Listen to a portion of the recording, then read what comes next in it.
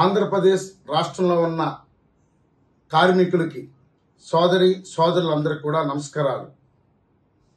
ఈ నెల 20వ తేదీన సార్వత్రిక సమ్మె దేశవ్యాప్తంగా జరగబోతుంది. ఇంకా ఎన్నో రోజులు లేదు, ఒక వారం రోజులు మాత్రమే దగ్గరలో ఉంది సార్వత్రిక సమ్మె. ఈ సమ్మె నీ కోసం, ఈ రాష్ట్రంలో ఉన్న ప్రతి ఒక్క కార్మికుడి కోసం. అది భవన నిర్మాణ కార్మికుడు కానీ, లేకపోతే హమాలి కార్మికుడు కానీ, లేకపోతే సంఘటిత రంగంలో పనిచేస్తున్న బ్యాంక్ ఎంప్లాయీస్ కానీ, ఎల్ఐసి కానీ, అన్ని వర్గాలు ఎవరైతే ఎండగనక వానగా కష్టపడి చేస్తున్నారో ప్రతి కార్మిక వర్గానికి కీలకమైన రోజు రేపు ఈ నెల 20వ తేదీ సార్వత్రిక సమ్మె. ఈ సమ్మె ఎందుకోసం చేస్తున్నాం కూడా మీరు తెలుసుకోవాలి. ఎందుకంటే ఈ నరేంద్ర మోడీ ప్రభుత్వం ఈ 11 సంవత్సరాల్లో కార్మిక వర్గాన్ని తీవ్ర అన్యాయం చేస్తుంది. బ్రిటిష్ కాలంలోనే కార్మిక హక్కులు సాధించుకున్నాం మనం.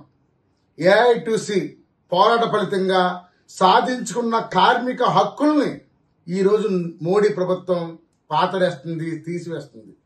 అది ఏమిటి మనకెందుకు లేని మీరు అనుకోవచ్చు. కానీ అత్యంత ప్రమాదకరమైనది మొదటిది లేబర్ కోడ్స్.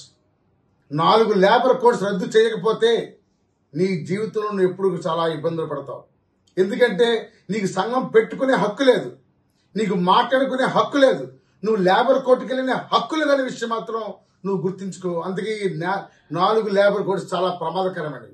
ఉదాహరణ చెప్తాను, ఒకే ఉదాహరణ. కోరుకొండలో ఒక ఐఓసీఎల్లో సంఘం పెడతాకని వెళ్తే ఆ లేబర్ ఆఫీసర్ అన్నాడు, మీకు 100 మంది ఉంటేనే సంఘం పెట్టుకోవాలి తప్ప లేదు సంఘం పెడతాక లేదన్నాడు. అంటే అర్థం చేసుకోండి ఈ 4 లేబర్ కోడ్స్ ఎంత ప్రమాదకరమైనదో మీరు అర్థం చేసుకోండి. ఇక రెండో విషయం, 8 గంటల పనిదినం. మొన్నే మేడే అందరూ సంబరాలు చేసుకున్నాం. 8 గంటల పనిదినం కోసం 4 అమరవీరులు ఉరికంబాలు ఎక్కి 8 గంటల పనిదినం ప్రపంచవ్యాప్తంగా వచ్చింది. కానీ మోడీ కార్పొరేట్ వ్యక్తి, అంబానీలకు అదానికి దాసోహమైన వ్యక్తి. అందుకనే వాళ్ళకి మేలు చేయడం కోసం 8 గంటలని 12 గంటలు 15 గంటలు చేయాలని చూస్తున్నాడు. దాంట్లో భాగంగానే చాలా మంది కూడా మాట్లాడుతున్నారు. అందుకనే 8 గంటల పని దినాన్ని మనం కాపాడుకోవాలి.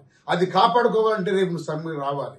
ఇంకా ఒకటే కాదు, మొత్తం అన్ని వ్యవస్థలు, బ్యాంక్ దగ్గర నుంచి అన్ని వ్యవస్థలు కూడా అవుట్ సోర్సింగ్ కాంట్రాక్ట్గా చేస్తున్నాయి. అంటే మనిషిని బానిస బతుకుగా చేస్తున్నాయి, తక్కువ వేతనంతో పనిచేస్తున్నాయి. ఒక పక్క పర్మనెంట్ వర్కర్కి 1,00,000 రూపాయలు జీతం వస్తుంటే ఒక సామాన్య కార్మికుడికి 18,000 రూపాయలు వస్తుంది. అందుకని సమాన పని సమాన వేతనం ఇవ్వమని సుప్రీంకోర్టు చెప్పింది. అందులో భాగంగానే కనీసం 26,000 రూపాయలు ఇవ్వాలని కోరుతున్నాం. అందుకని ముఖ్యంగా ఈ 20వ తారీఖు నాడు municipality, panchayati, anganwadi, ASHA worker, bank, LIC, హమాలి కార్మికులు, సంఘటిత అసంఘటిత అన్ని వర్గాల కార్మికులు ఏకమయ్యి సమ్మె చేయాలి. మీరు బయటికి రావాలి, మన నినాదం ఏకం కావాలి. అప్పుడే మోడీ భయపడతాడు. మీరు ఒకటే గుర్తుంచుకోండి, ముగించే ముందు ఒక మాట చెప్తున్నాను. ఆనాడు రైతులు దేశవ్యాప్తంగా పెద్ద ఎత్తున ఉద్యమించారు కాబట్టి నల్ల చట్టాలకు వ్యతిరేకం చేశారు, మోడీ వెనక్కి వెళ్ళాడు. ఈ రోజు దేశంలో ఉన్న కార్మిక వర్గం అందరూ ఏకతాటిగా మనం వెళ్తేనే మోడీ వెనక్కి తగ్గుతాడు. అందుకని ఈ నెల 20న జరిగే సమ్మెలో మీరందరూ కూడా సింహం బాగా నిలబడి ఈ సమ్మెను జయప్రదం చేస్తారని కోరుతున్నాను.